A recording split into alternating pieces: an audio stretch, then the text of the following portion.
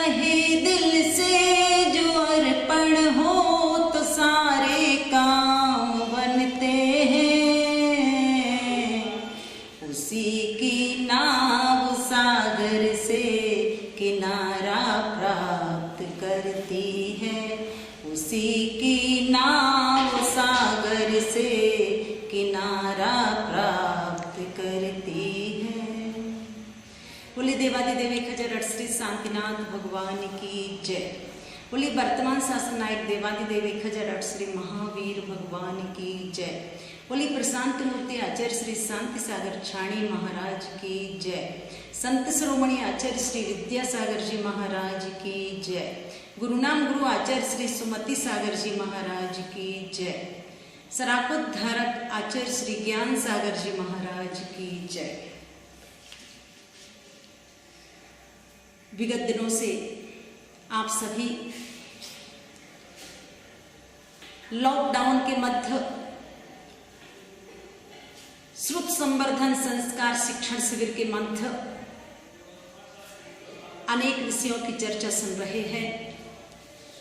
जो कुछ भी सुना है उसे हमें गुनना है और गुन करके जीवन में कोई अच्छा सा ताना बाना बुनना है, तभी इस शिविर की सार्थकता होगी। जीवन में संस्कारों का शंखनाद होना चाहिए। पहले के समय में जब भी बच्चा बोलना शुरू किया करता था, माताएं ओम शब्द का उच्चारण कराया करती थी, ओम नमः सिद्धेभ्यः बुलवाया करती थी, उसे नमोकार मंत्र याद कराया करती थी, 24 तीर्थंकरों के नाम याद कराती थी। पर आज बदलता हुआ परिवेश है। कई माताओं से जब मैं पूछती हूं 24 तीर्थंकरों के नाम चिन्ह सहित, तो माताएं बता नहीं पाती हैं। जब स्वयं माताओं को याद नहीं है तो वो बच्चों को किस तरह से याद कराएंगे। आइएगा, प्रथम भाग, द्वितीय भाग आप स्वयं पढ़िए और पढ़ करके अपने अपने बच्चों को सिखाने का प्रयास कीजिए। चर्चा चल रही है श्रावक के 6 आवश्यक कर्तव्यों की। अंतिम आवश्यक कर्तव्य दान। दान से संबंधित आपने सुना है दाता के 5 दूषण और दाता के 5 आभूषण।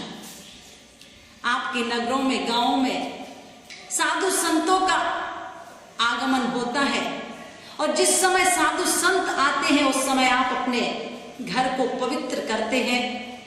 साधु के जिस समय चरण पड़ जाते हैं उस समय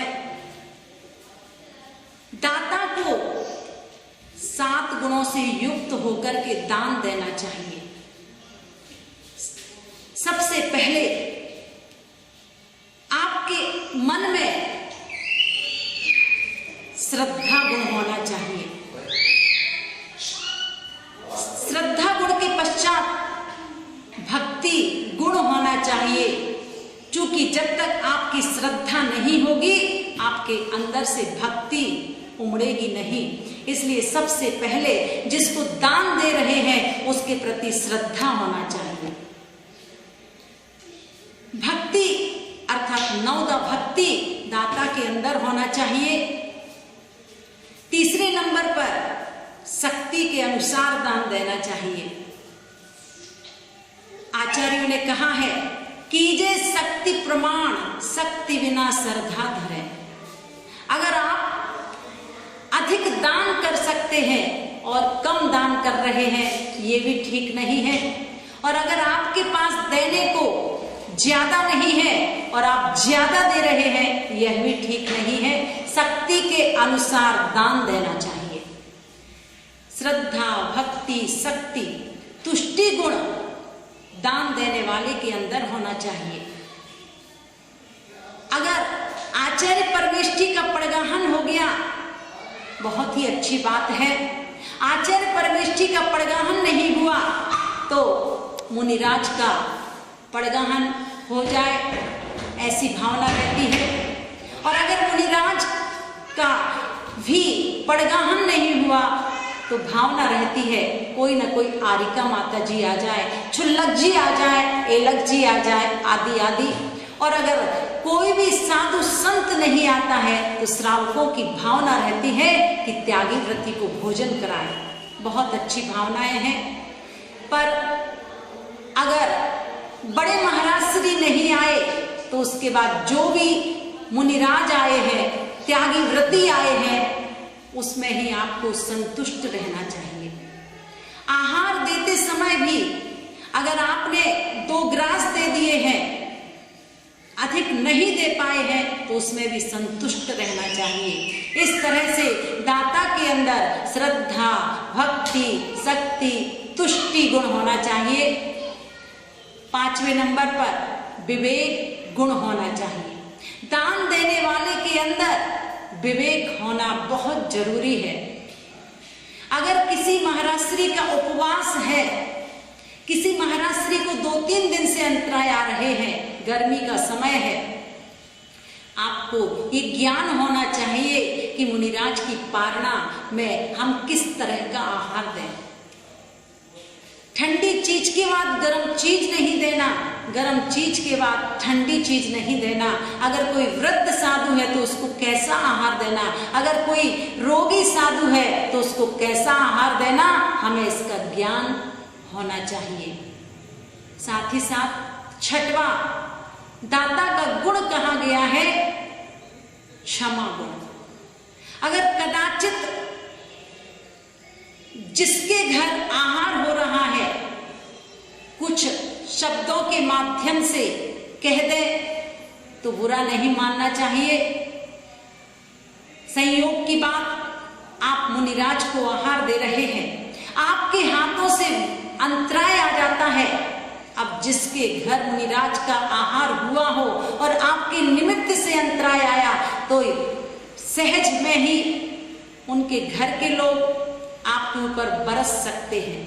और ऐसे समय में अगर आपके मन में क्रोध आ जाता है, आप उस समय ये सोच लेते हैं कि आज तो हम इनके घर आहार देने आ गए सो आ गए, अब इसके बाद कभी इनके घर आहार देने नहीं आएंगे। हमें इस तरह का भाव नहीं लाना चाहिए। हमें ये सोचना चाहिए कि हम बहुत शोध करके आहार देंगे, देख करके आहार देंगे, बड़ी सावधानी के साथ आहार देंगे, विवेक के साथ आहार देंगे। हमें किसी भी तरह से बैर भाव की ग्रंथि नहीं बांधना चाहिए। सामने वाला व्यक्ति आवेश के क्षणों में अगर कुछ कह देता है तो हमारे अंदर क्षमा गुण होना चाहिए। लास्ट, अलुब्धता। दान देने के पश्चात आपके मन में किसी भी तरह का लोभ लालच नहीं रहना चाहिए। इस तरह से दाता के 7 गुण आचार्यों ने बताए हैं, आप सभी को याद होना चाहिए। क्योंकि आपके नगरों में, ग्रामों में साधु संत आते हैं और अगर आप इन गुणों से युक्त नहीं हैं तो निश्चित रूप से कहीं ना कहीं हमारे अंदर कमी है, ये ज्ञात हो जाता है। श्रद्धा, भक्ति, शक्ति, तुष्टि, विवेक, क्षमा और अलुब्धता या निर्लोभता, किसी भी तरह का लोभ लालच हमारे मन में नहीं होना चाहिए कि हम साधु को आहार दे रहे हैं तो हमारी तिजोरी भर जाए, मेरे पुत्र रत्न की प्राप्ति हो जाए। हम तो एक ही भावना से आहार दें कि हे गुरुवर, जिस तरह से आप अपने हाथों में आहार ले रहे हैं, पानी पात्र में आहार ले रहे हैं, उसी तरह मेरा भी वो शुभ दिन आए कि मैं भी पानी पात्र में आहार लेकर के उस निराहार अवस्था को प्राप्त करूं जिसके बाद भोजन करने की आवश्यकता नहीं होती है। सभी को ज्ञात है, जिस समय केवल ज्ञान हो जाया करता है फिर कबलाहार की आवश्यकता नहीं होती है। इस तरह से प्रत्येक दाता के अंदर ये 7 गुण अवश्य होना चाहिए। और आगे हम सीखेंगे दाता के अंदर 9 प्रकार की भक्ति होना चाहिए, जिसे 9दा भक्ति कही गई है।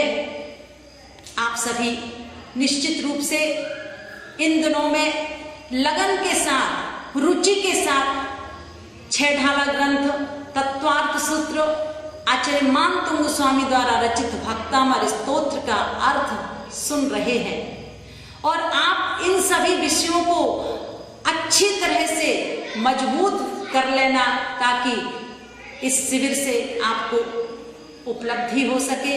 इन्हीं भावनाओं के साथ बोले देवादिदेव 1008 श्री महावीर भगवान की जय। कितना भूत तेन भूतले समंजस ज्ञान भूत चक्षुषा विराजितम ईन विदुन्वतातम शपा करे नेव गुणोत्कर कर अहिंसा विश्व धर्म की जय।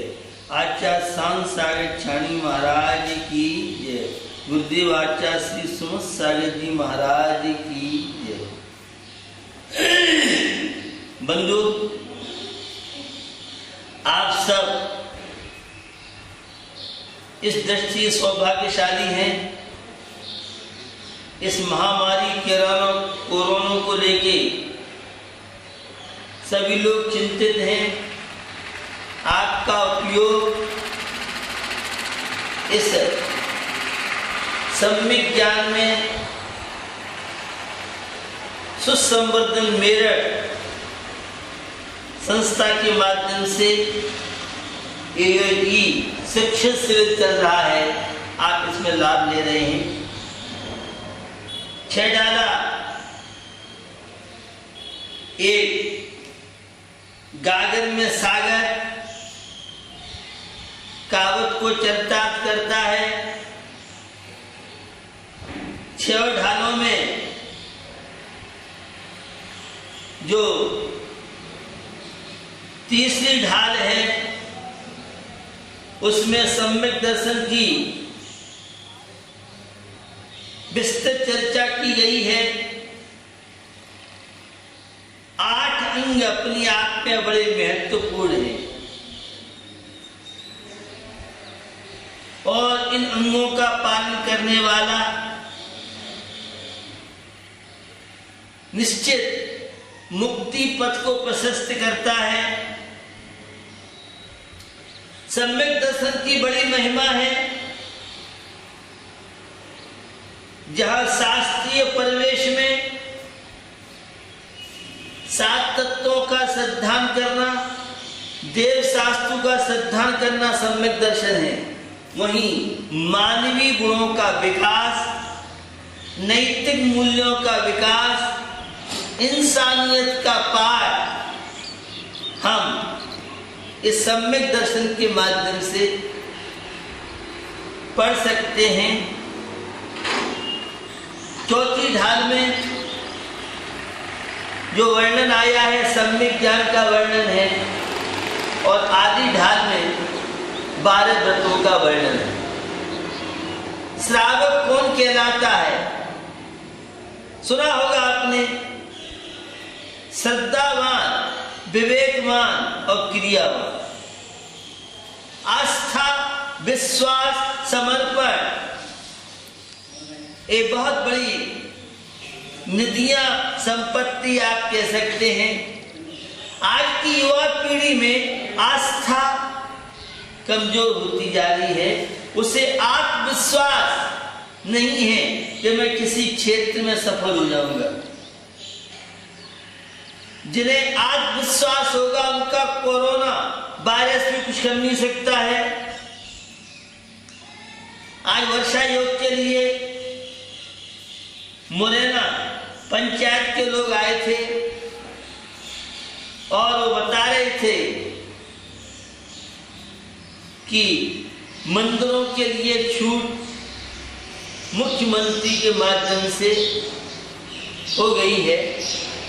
जो छूट हुई है उसमें ध्यान रखें। जो हमें मार्गदर्शन दिया है, 10 वर्ष से कम उम्र वाले बच्चे और ज्यादा वृद्ध लोग और मंदिर में ज्यादा समय बैठे नहीं। 10 मिनट का शायद उन्होंने टाइम दिया है। जिन्हें पूजन, पाठ, अन्य धार्मिक क्रिया करने हैं, दर्शन कर लें और दर्शन करके वे घर पर अपने पाठ और जाप अन्य जो उनकी नियम है उनको पूरा करें, क्योंकि यह महामारी का प्रकोप चल रहा है, इसलिए सावधानी की आवश्यकता है। तो मैं आपको बता रहा था सम्यक ज्ञान ताते जिनवर कथित तत्व अभ्यास करीजे, संशय विभ्रम मोह त्याग आपो लख लीजे। ये मानुष पर्याय शुक्ल सुनवो जिनवाणी, यह विधि गए न मिले सुमन जो उदज समानी। सम्यक ज्ञान की बड़ी महिमा है। ये सम्यक ज्ञान हमें संसार रूपी समुद्र से तराने माध्यम बन सकता है। 5 ज्ञान से सब परिचित है, आपने पढ़ा होगा, मति ज्ञान, सुत ज्ञान, अवध ज्ञान, मन परिज्ञान, केवल ज्ञान।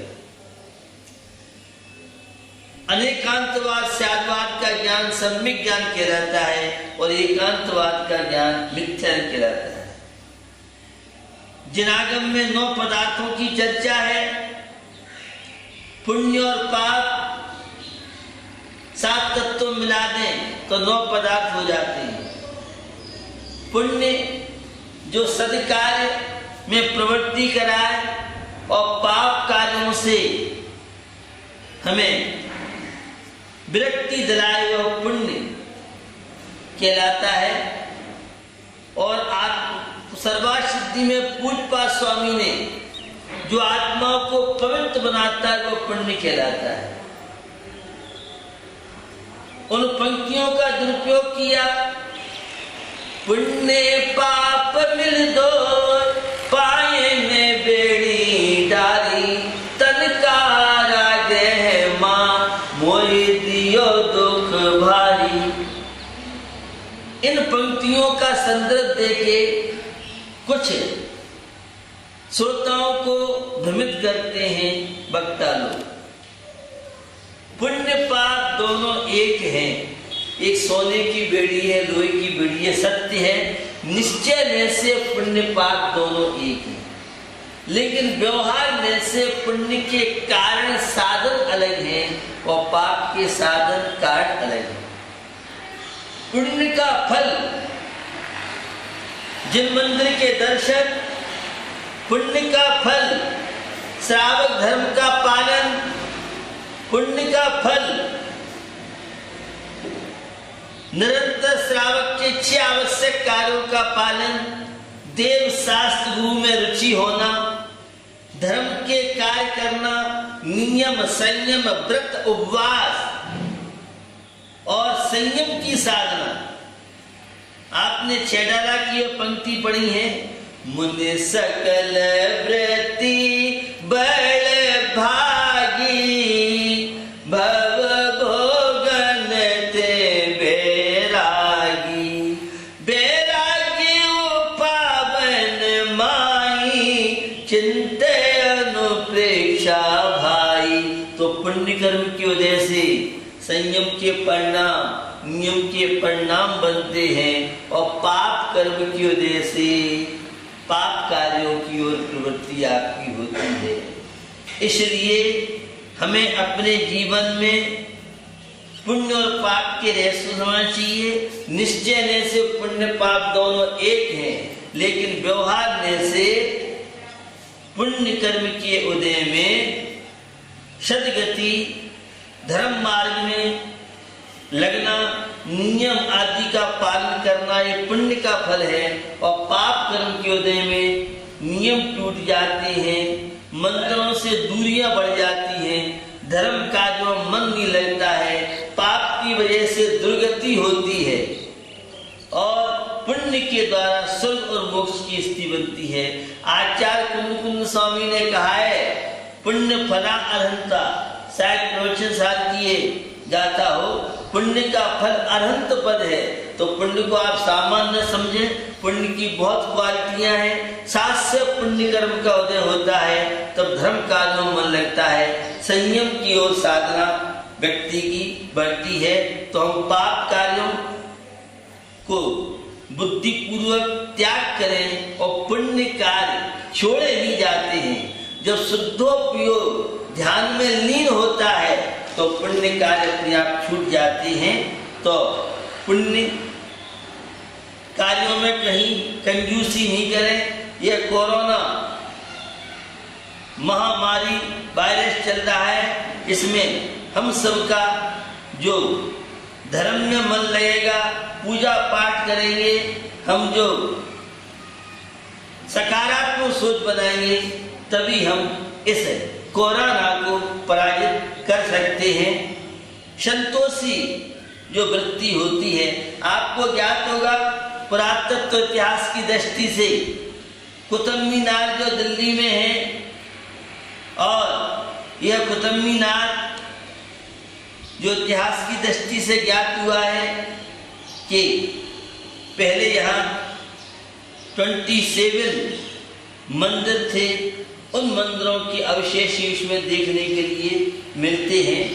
तो यह जो पुरातत्व इतिहास की दृष्टि से ऐसे बहुत स्थान हैं, पुरातत्व की ऐसी बहुत चीजें हैं, क्योंकि जैन दर्शन बहुत व्यापकता को लिए रहा है, लेकिन परिस्थितियां विभिन्न प्रकार की बनती हैं। तो हम इस संस्कृति को समझें। पंडित दौलत राम जी के जीवन का एक प्रसंग मैं आपको बताता हूँ। पंडित जी संतोषी थे, धार्मिक थे। उनके नियम था कि जो व्यापार करते थे, मेरी इतनी बिक्री हो जाएगी, मैं दुकान बंद कर दूंगा। एक बार क्या हुआ, दुकान खोल के बैठे तो पहला ग्राहक इतना आ गया कि वह उनकी जो मर्यादा थी, कितने से ज्यादा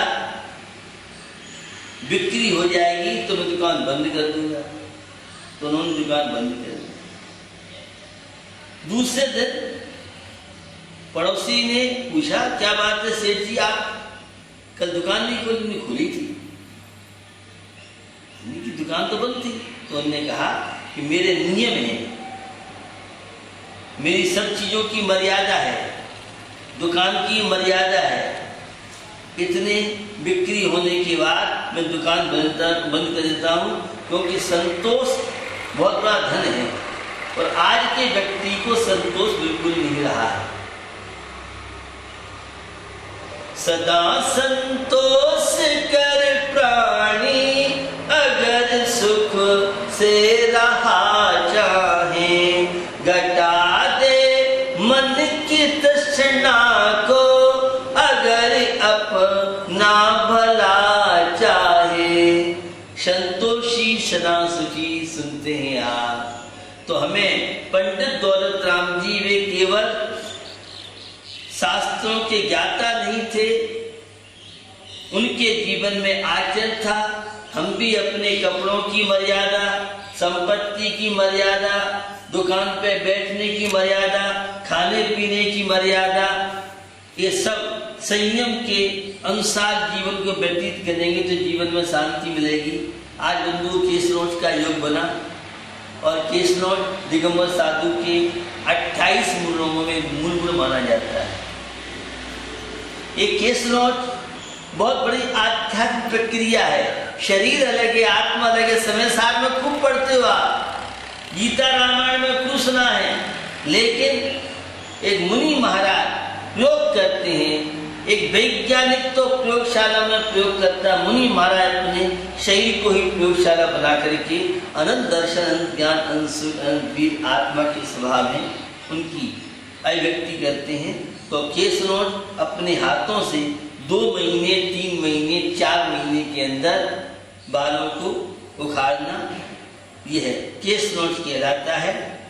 और यह केस नोट अहिंसा धर्म के पालन करने के लिए, किसी जीव को कष्ट न हो, दुख न हो, तो अहिंसा धर्म के पालन करने की इसमें क्रिया। दूसरा, अयाचिक वृत्ति।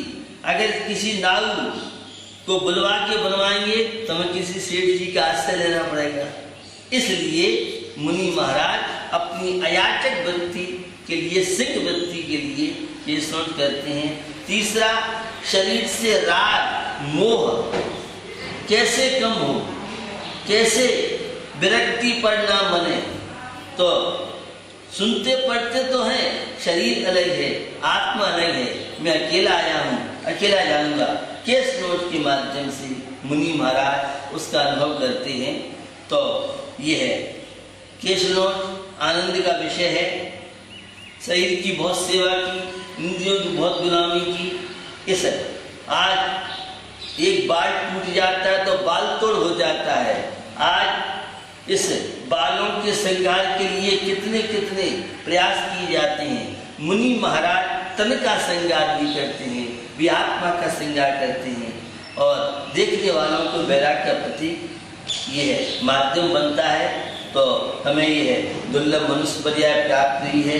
हम पुण्य पाप के रहस्य को समझते हुए अपने जीवन में सम्यक ज्ञान की महिमा को समझें, ताकि जीवन सुख शांति से व्यतीत हो सके।